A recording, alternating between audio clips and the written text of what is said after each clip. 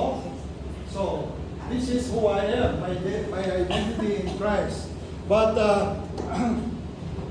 but before we comes out like this, no? Like, for example, I am forgiven, I am redeemed, I am set free, I am chosen, I am a new creation, I am loved beyond measure, I am God's workmanship, I am sealed with the Holy Spirit, I am never alone, I am a child of God, and I am heaven bound.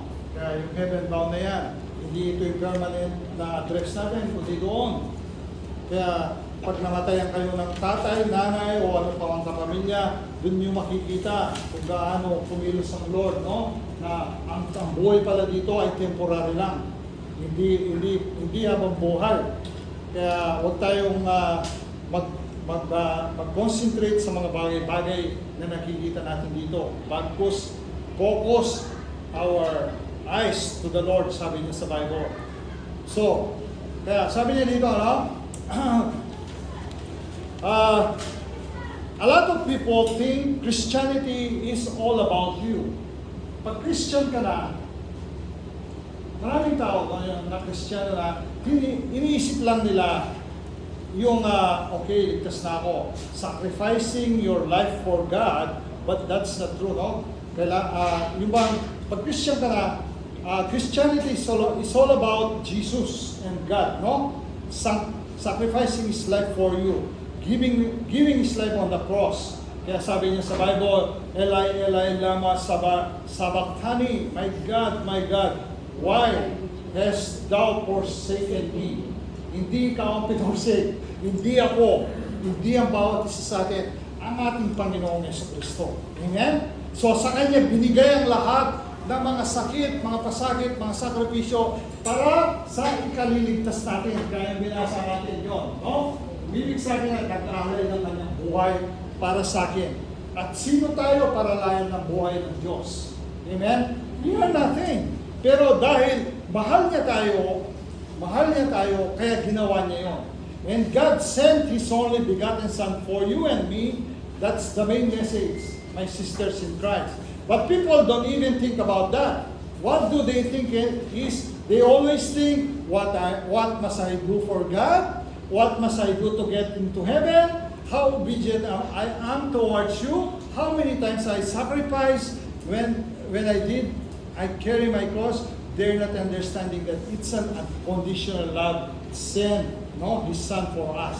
Kaya yung iba, no, pilit na nagsusumikap kung anong gagawin nila para makaligtas sa buhay na ito. Pilit na nagsusumikap kung paano nila i-please ang Lord para patawarin sila sa mga kasalanan at makapunta sa heaven. No, it's all about God. It's all about Jesus. Hindi tayo kailangang kumilos. Ang Lord ang kumilos sa buhay natin. Amen? Amen. So, kaya, kung alam natin, kung kilala natin ang Panginoong Kristo, ang lahat ng bagay, bago natin gawin, siya muna ang pinangunguna natin. Hindi tayo ang dapat manguna. Siya ang dapat manguna. Kaya, no? Lahat ng tao, kahit gawin mo sabihin mo pa, I can be obedient, no? Pwede akong maging masunurin.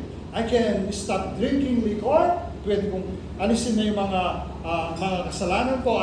I stop lusting, I stop gossiping, and keep all the commandments. And we still think we have to owe Him back for this. But if you don't have the blood, we will not receive forgiveness of sins. And that's why Jesus, ang sabi niya sa John 14:6, ang sabi niya sa John 14:6, I am the way, no? The true way. I am the truth, no? The true, ang totoong katotohanan, and I am the life. Amen? So, and He says, no one can come to my Father except through me. That's what He means. Kaya, ang pagpapagal natin, ang pagsusumikap natin na makuha ang kaligtasan natin, mawawalang bisa lamang if the blood of Christ, sabihin na natin, no? Halimbawa lang, tayo'y matulungin sa kapwa. Tayo'y sinusunod natin na lahat ng commandments, no? Tayo'y hindi gumagawa ng masama sa kapwa natin.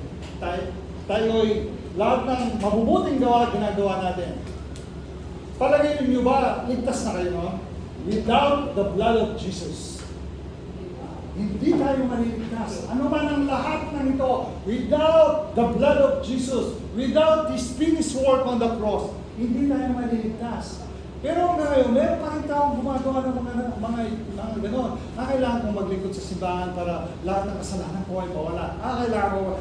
No! Because He did all these things by our Lord Jesus Christ on the cross. Ginawa na niya, finished work na. Lahat ay tinapos na niya. Kaya ang dapat lang natin gawin, we must have faith to Him. Sabi sa Ephesians 2:8-9, by grace we have been saved through our faith only on our Lord Jesus Christ. At ang faith na ito, no, siya na makakapagligtas sa atin sa mga ni Yesu Cristo. At hindi ito galing sa sarili natin so that no one can boast. It is not from ourselves, the word, so that no one can boast. Kaya walang pwedeng magmalaki sa atin, walang pwedeng magsabing ginawa ko lahat para sa kaligtasan ko, hindi mo pwedeng sabihin yun. So Brother Rico, what are we going to church? Kung ligtas na pala tayo, so hindi na tayo kailangan pumunta rito. No, because when we receive the faith from our Lord Jesus Christ, we have the fruit of salvation already. Itong ginagawa natin ito, fruits na ito.